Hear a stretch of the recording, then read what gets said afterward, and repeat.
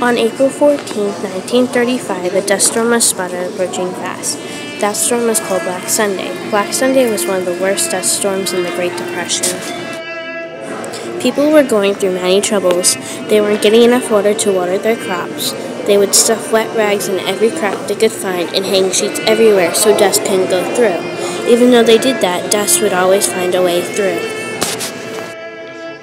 Many people died because of a sickness called dust pneumonia. Dust pneumonia is caused by breathing in dust. The dust then moves into the lungs and damages them. Fields of crops were dying. This was caused because the farmers not taking care of the crops and because of how dusty it was considering this was during a drought. The farmers didn't know how to stop this from happening. A lot of the animals were dying. They didn't have food or water because the plants and animals they depended on to live were dying too. They were also breathing in all the dust. Some people left in hope to find better land. They just kept on searching. The others stayed in hope for better weather.